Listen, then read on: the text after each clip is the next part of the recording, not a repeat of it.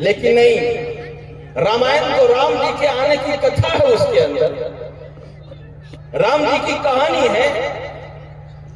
वास्तव में ये 5 पुस्तकें, चारों वेद और गीता, ये हमारे लिए सीधा रास्ता बताने वाली पुस्तकें। और फिर ये कि जब हम धार्मिक पुस्तकों का अध्ययन करते हैं तो फिर जवाब ये मिलता है कि इस संसार का मालिक कौन है, इस संसार के मालिक की संख्या कितनी है। कुरान कहता है, कुरान ने सूरह अंबिया आयत नंबर 21 में कहा है कि लौ काना फीहिमा आलिहतुन इल्लल्लाह लफसदत। कुरान ने यह ऐलान किया कि अगर इस जमीन पे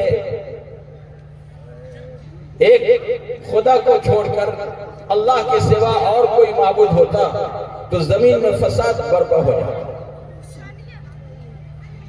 ऐसे ही वेद के अंदर ये बात आई है कि एकम ब्रह्मा द्वितीयो नास्ति, जो ब्रह्म सूत्र है, एकम ब्रह्मा द्वितीयो नास्ति, वो ब्रह्मा एक है, पैदा करने वाला एक है, दूसरा कोई नहीं है। मालूम हुआ कि इस संसार का बनाने वाला है तो एक है, लेकिन समझने की बात है वो ये कि अगर कोई मुसलमान ईश्वर को याद करते हुए कहता है अल्लाह, तो वो अरबी में ईश्वर का असली नाम अल्लाह है, संस्कृत में उसी ईश्वर का असली नाम ओम है। अगर कोई ये कहता है अल्लाह तो गोया वो संस्कृत के ओम को याद कर रहा है।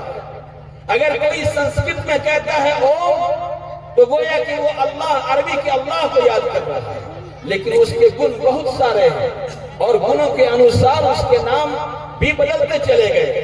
पैदा करने वाला कौन? अल्लाह। इसीलिए संस्कृत में पैदा करने वाले को ब्रह्मा कहा जाता है। पालने वाला कौन? अल्लाह। संस्कृत में पालने वाले को विष्णु कहा जाता है। मारने वाला कौन? संस्कृत में मारने वाले को शिव कहा जाता है। दुनिया को बनाकर, संसार को बनाकर भी भस्म करने वाला कौन? इसीलिए संस्कृत में उसे महेश कहा जाता है। मालूम हुआ कि ईश्वर एक है, उसके गुण बहुत सारे हैं और हर गुण के अनुसार उसके नाम बदलते चले। अब एक बात सामने आती है, वो ये कि लोगों को दिक्कत और कठिनाई हो जाती है जब कुछ इस तरह का मामला हमारे मुल्क में आ जाता है, कुछ इस तरह की बातें आ जाती हैं कि राम जी के बारे में लोगों का तस्वुर है और कृष्ण जी के बारे में लोगों का तस्वुर है कि वो ईश्वर है। कौन है? ईश्वर है। एक पंडित जी से हमारी मुलाकात हुई, उन्होंने कहा कि मौलवी साहब ये बताएं कि आप राम जी के बारे में आपका क्या ख्याल है। हमने उनसे कहा कि पंडित जी पहले आप ये बताएं कि राम जी पहले हमारे हैं या आपके हैं। तो उन्होंने कहा कि पहले तो हमारे हैं। कहा कि आप ही बताएं कि राम जी के बारे में आपका क्या ख्याल है। उन्होंने कहा कि हम राम जी को ईश्वर मानते हैं। क्या मानते हैं? ईश्वर मानते हैं। अब जरा सुन लें, हमने उनसे कहा कि राम जी का पूरा नाम बता दें, फैसला आज हो जाएगा।